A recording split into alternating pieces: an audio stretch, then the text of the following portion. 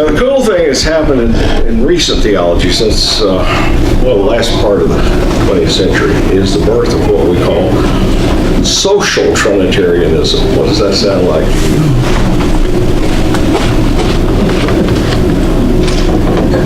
Well, it's not social work. And it's not necessarily some kind of liberal idea. What it says is that the Trinity is a model for us in relationship. The Trinity is the perfect social relationship. Because all the parts are equal, and they're all in harmony. And they're bound together by love. And they're always dancing with each other. I guess God doesn't have to take a break. That's the immanent Trinity, God in God's self. If that's the model for society, that's the model for the way we relate to each other, then it's a rather profound model that preaches the gospel. Just love thy neighbor, love God, and love your neighbor. And meditating on the Trinity, you get the idea that this is the way, that even though John and I don't get along, that if we think about it, we do actually, but if you think about the Trinity and how harmonious the Trinity is, then you get an idea of how harmonious we ought to be with each other. There are three theologians, if you follow theology, you may not, it doesn't matter if you don't because it's too complicated. Jürgen Moltmann, who's best known for the theology of hope, German theologian, Lutheran.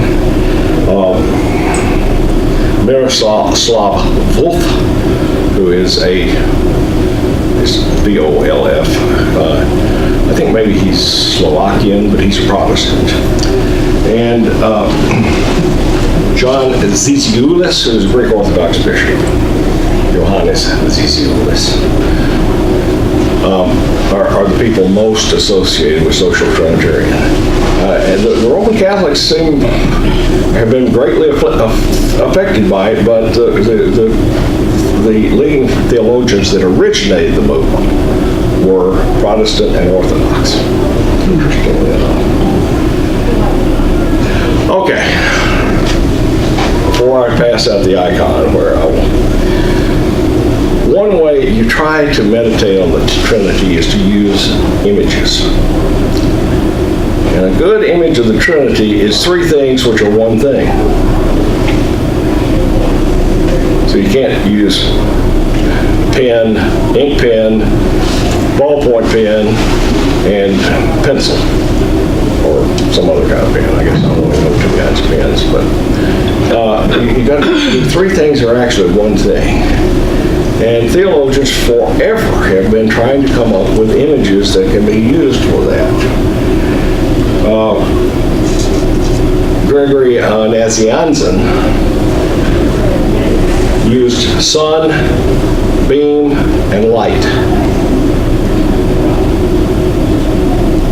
Sun, beam, and light. Sun, beam. Subtract one, and you don't have this kind of trinity.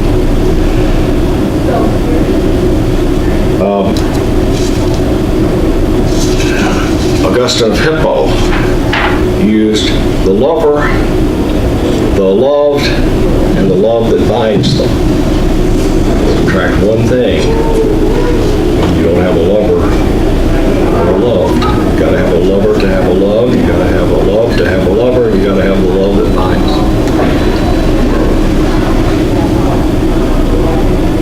My friend David Cunningham, who teaches at Hope College in Michigan, he used to teach at Seabury Seminary, and before that at the College of St. Thomas. He's got a couple that are kind of neat. Think of a natural spring, source, wellspring, and living water. Kind of like that. Because without the source, you don't have the spring. Without the place it springs from, you don't have the spring. And without living water, you don't have a spring. Dead water doesn't produce a spring. this would make it gross you out, but mother, fetus, and placenta. Connect? I think it's a wonderful image. I haven't yet used it in a sermon, but I don't want to get into the politics of abortion or whatever. But yeah, it's a wonderful image, really. There's a Russian folk tale about three very ignorant monks who lived on an island in the middle of a large river. And the new bishop of the diocese, the Russian Orthodox Church, decided to visit his whole diocese, and he's heard about these three monks that live in isolation. So, and to visit his diocese, he has to go by boat a lot of the way. I don't know whether it was between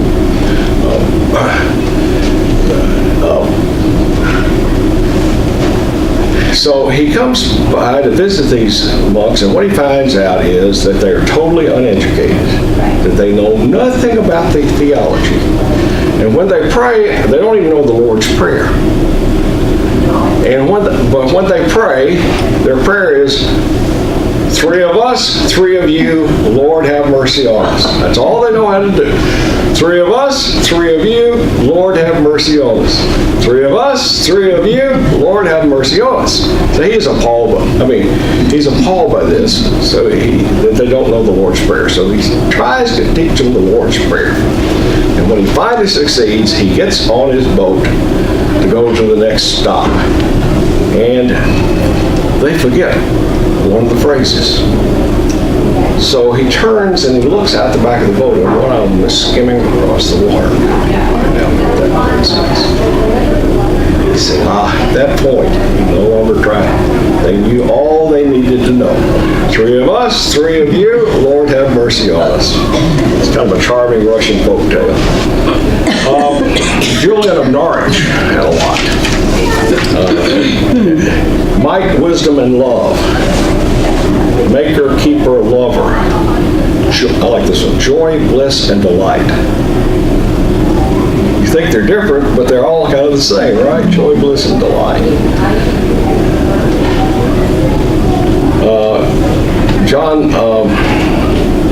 Sally McFay, who was a Episcopalian, she used to teach at Vanderbilt, she now teaches up in Vancouver. Mother, lover, and friend.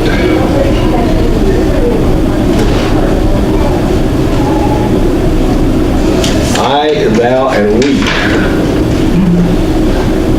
That's kind of cool. Dorothy Sayers, a book that is thought, written, and read.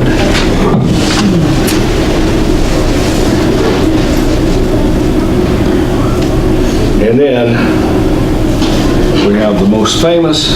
How do you draw an icon of the Trinity? This is the most famous icon of the Trinity. This has got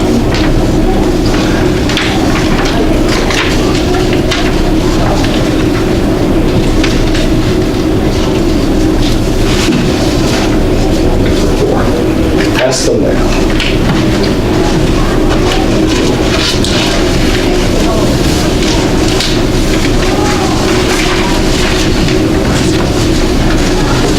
This is by a Russian icon writer. You write icons. That's the metaphor. And it's an act of prayer to draw an icon, to write an icon.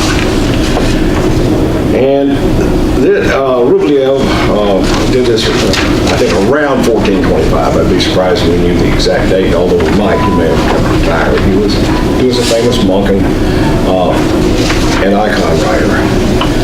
So this is from the 15th century, and what it is the story of the three angels that visit Abraham. Now those three angels are the Lord, right? So Christians, at least, read it as a foreshadowing of the Trinity. And well, there are actually 2 angels. And then there are 3 angels, but it's the Lord. So I guess God can do what God pleases when God comes to visit you. And there are lots of ways to interpret this icon, but remember it is more to be meditated upon, contemplated with, and interpreted. For instance, this is thought of as the house of Abraham. And it's over, this figure to the left is the Father. Jesus is in the middle, and that's the tree of life in the Garden of Eden.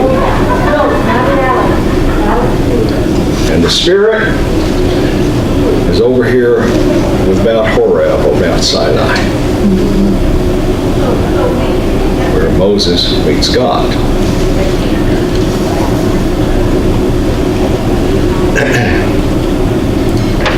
And the color didn't exactly come out, that we don't have any green here.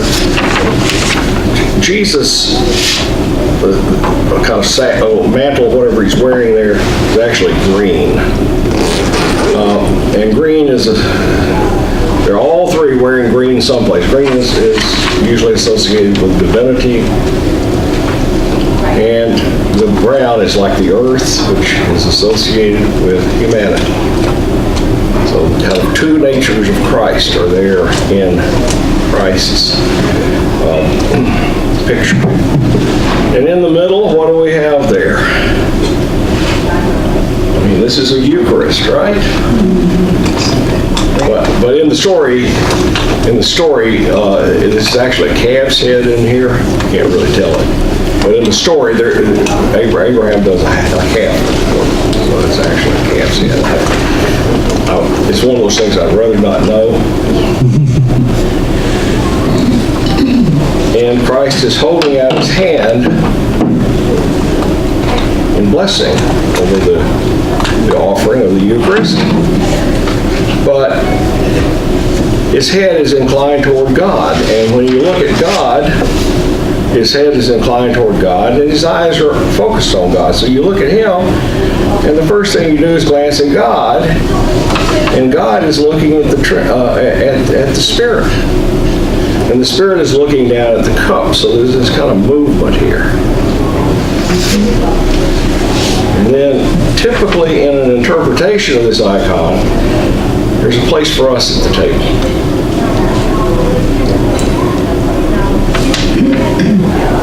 You're not all the way around the table. Place for us. And looks like a little hole or square? Some people say that's the straight and narrow way. I never liked that. I was never convinced by it. And they discovered on this icon, which is the Tretyakov gallery, and I've seen it, the original, the Tretyakov gallery in Moscow, south of north or south, so across the river from Moscow, but it's in Moscow. And it has a big collection of his icons, and it's about this size, and it's not in great shape. So this is a reconstruction of it. If you have a real icon of this, it will have gold where their halos are. Sorry? Isn't it interesting, though, that he didn't put God in the center? It is interesting that Christ is in the center. Or is there a center? I mean, are they seated in a circle? He's got to put somebody there.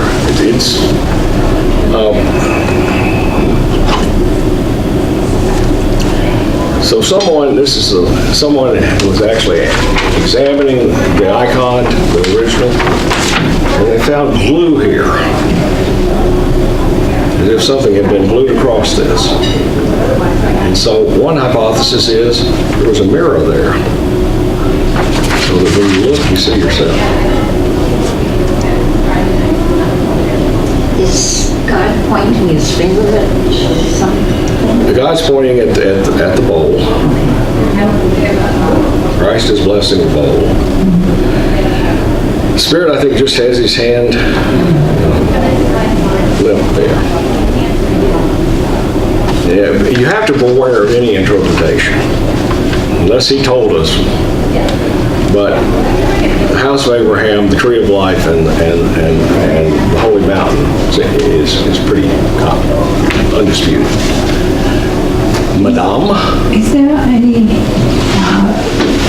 meaning for the staffs that are in their hands? There are reeds, and I don't know. Okay. I know they're reeds, but I can't remember. I'm sure somebody's got. Allegorical readings are just that. If you read a parable of Jesus, and then Jesus explains it to you, he usually explains the allegory. And a lot of biblical scholars don't think Jesus ever explained it. These are interpretations by the authors of the gospel, so don't necessarily believe that one interpretation is what the parable means. If you get rid of like the grain that's scattered on the good land, the bad land, some of it grows up and some dies and so on and so forth. You get rid of that, that you can read it in another way. I mean, one way is that God throws his grace every place.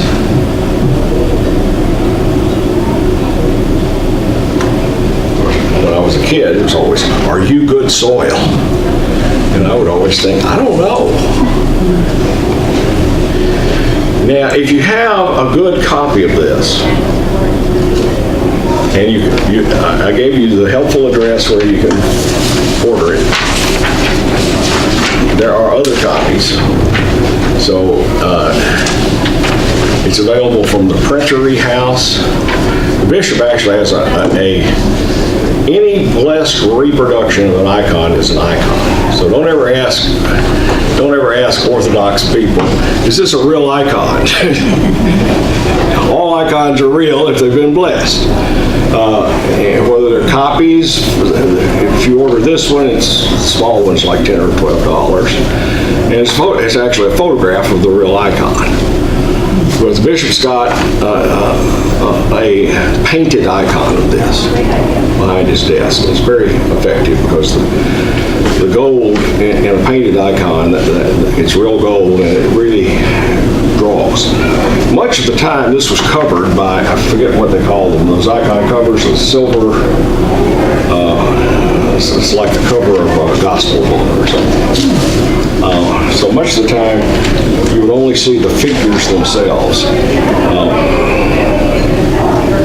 sure it's a way of protecting the icon. So I invite you to get a good copy, or just to sit and don't try to interpret this thing. Oh, another thing that people seem to notice is their wings are interlocked. They've all got wings, but they're all kind of touching each other at the wing, even though the figures are not touching each other. Remember, in the Eastern Church, the Son and the Spirit are thought of as the two arms of God. So it's very interesting that Jesus is in the center, although he's really in the center of our faith, right? It's really not faith about God, but God as revealed in Christ. So I invite you to read this icon, look at this icon. If you feel moved, buy a copy of the icon to meditate with. And how do you meditate with an icon? Turn the lights down, you light a candle in front of it, which gives it the flickering of the candle itself will do little tricks with you. So I've got that breakfast on my album. And you sit there and stare after you pray. And I usually pray the Jesus prayer, which is just, Lord Jesus Christ, Son of God, or Son of the living God, have mercy upon me, or have mercy upon me, a sinner. There's no one Jesus prayer there. The simplest, Lord Jesus Christ, the Son of God, have mercy on me. As a way of starting. And then things started happening visually to me. might find yourself feeling like these figures are moving in a circle. I've sensed that. I can't make myself do it. It's not like, the horse head where there's actually a beautiful woman in the picture, if you see it another way. I can usually make myself see that, but not always. I mean, sometimes it takes me a while. I don't know how to get myself seeing these figures circling, to see the dance. It's more the heads that are circling than the rest. And I would invite you to get an icon of Christ or your favorite saint. I worked for a very tough editor one time at the Nashville Tennessean. I don't know if he was around in your time, Caroline, John Siegenthaler. But John was RFK's best friend. He was in a limousine with Teddy when RFK was assassinated. He and Teddy had gone up to San Francisco because RFK was in LA and was supposed to then have a campaign event up in San Francisco. And John was just the toughest man I've ever known. I had a source one time who was a very dangerous person. If the story he was telling me was correct, he was a very dangerous person. He was always getting me to meet him up on the Cumberland Plateau by myself. And it was scary. And he was with me every step of the way. During the Civil Rights Movement, he was knocked over the head with a tire iron and thrown under a bus in Mobile, Birmingham. Kicked under a bus in Birmingham, nearly died. Because he was RFK's civil rights person in the South. So, he died a couple of years ago. I didn't get to go to the funeral, but I watched it. And I started thinking about him, and I realized that he looks, in many ways, just like an icon I had seen of John the Baptist. So I got that icon.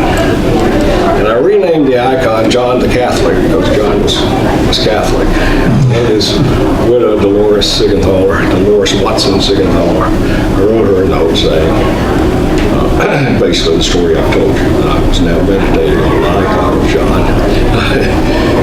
and I renamed it John the Catholic, and she wrote me back and said, well, that was a really nice thing. He'd be proud of that. He wasn't a very good Catholic, incidentally. His family was a good Catholic in Nashville. His son was on NBC News for a while, John Siegenthaler. John Michael Siegenthaler, not John Lawrence Siegenthaler. He lost out to the Canadian guy. So I think he went into PR or something. So icons you can be fanciful with them, is why I'm telling you that story. You can be fanciful. This could be your grandmother as well as Julian of Norwich. Footnote, if you buy the Julian of Norwich icon from Bridge Building Images, they do modern icons. And I've got the Julian of Norwich, and I kept thinking, I know that. She just looks so familiar. And then I realized it was Barbara Newman, who teaches Julian of Norwich at Northwestern. She's in the English department, and her husband commissioned it for her 50th birthday. And then they sell it. They never tell you that this is Barbara Newman. But she goes to Church of the Atonement, and if you ever see her read, you say, well, there's Julian of Norwich. And so that happens very commonly. They do have models for these things, just like other kinds of authors.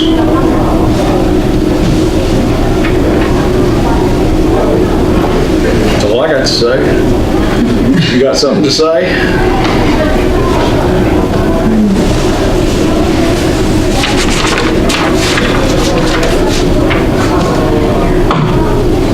Fascinating. Play with it. It's a lovely reading.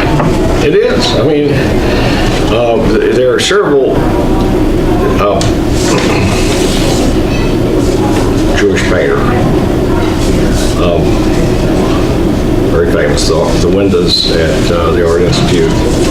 Chagall.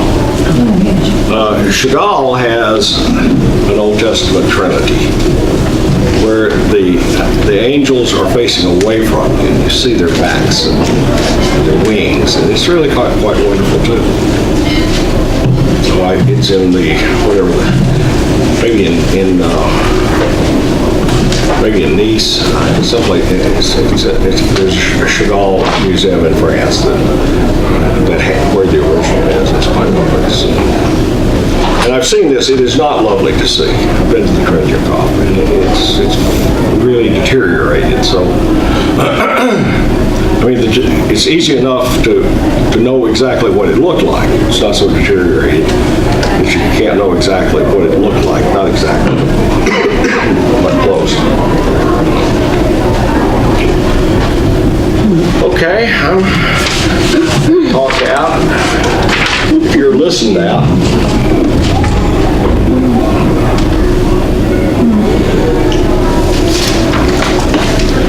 I used to teach a Lenten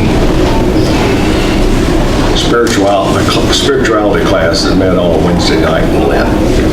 And we would try different kinds of prayers. It was kind of a prayer toolbox. So you try the Jesus prayer, or you try the rosary, the Anglican rosary. And one night I gathered up enough icons, and we just turned the lights down and put a little candle in front of your icon. And some people were really, they could hardly talk after it came time to come back. And one person kind of privately said, "I saw a skull." I said, "I do too." She didn't want to say that out loud. I saw Jesus' skull. And sometimes it'll pulsate, so that what you're basically seeing is the resurrection, an icon of the resurrection. You're seeing the skull become a human face. Basically becoming the skull. It's birth and death, birth and death. Cool. Very cool.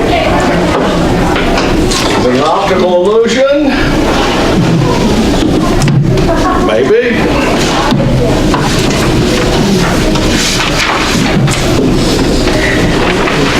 Well, thank you. So next week is Advent 1. So straighten up and fly right this week. You got to get holy again. Okay, we already know.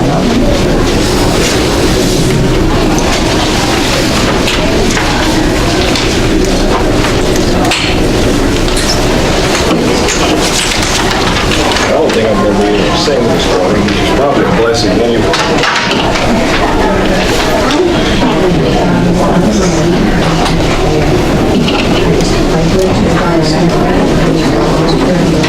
I knew it's all got a college student.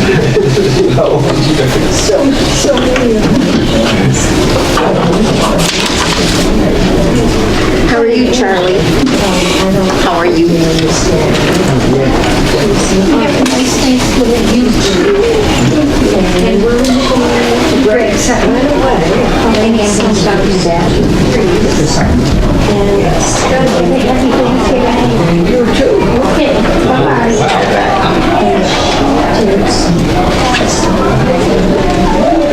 If she's still around, maybe we should come show her wares to us.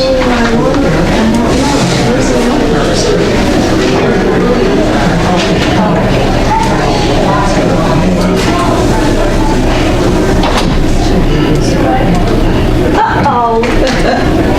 That door slammed in your face. You like that? Thank you, thank you. So, anyway.